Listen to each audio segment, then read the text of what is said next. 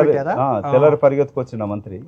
So ఇట్లా అంటే మధుయాష్కి గారు పీసీసీ చీఫ్ రేస్లో మధుయాష్కి మహేష్ కుమార్ గౌడ్ ఇద్దరు ఒకే సామాజిక వర్గం, ఒకే ప్రాంతం. అంటే మీరు ఎంపీగా కట్ చేశారు, ఆయన నిజామాబాద్ జిల్లానే. ఇద్దరు పోటీ పడితే ఎవరైనా మధుయాష్కి వస్తుంది అనే ఒక ఫీల్డ్లో ఉన్నారు. అప్పుడు ఎందుకు మహేష్ కుమార్ గౌడ్కు ఛాన్స్ వచ్చింది, మీకు రాలేదు అంటే ఏం చెప్తారు? ఇంతకుముందు మీరు చెప్పిందేనా రాహుల్ గాంధీకి సన్నిహితుడు కాబట్టి మిమ్మల్ని ఆపారా? లేదు, మా ముఖ్యమంత్రి ఉత్తమ్ కుమార్ రెడ్డి, మా బట్టి విక్రమార్క కానీ వాళ్ళు నన్ను కావాలని అనుకోలే. ఎందుకు మధుయాష్కి వాళ్ళకి పోటీ అవుతారు అనుకున్నారా? ఎందుకు అనుకున్నా నాకు తెలియదు. మధుయాష్కి పోటీగా మారుతారు అనుకున్నారా? కేసీ వేణుగోపాల్ ఖర్గే గారు కూడా నన్ను కావద్దు అనుకున్నారు.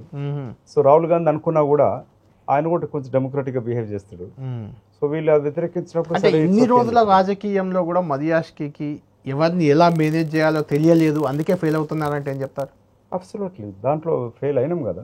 సో ఇవన్నీ రాజకీయ కూడా అవసరం. రాహుల్ గాంధీ సన్నిహితుడు ఫేస్ వాల్యూ తోటి నమ్మకూడదు.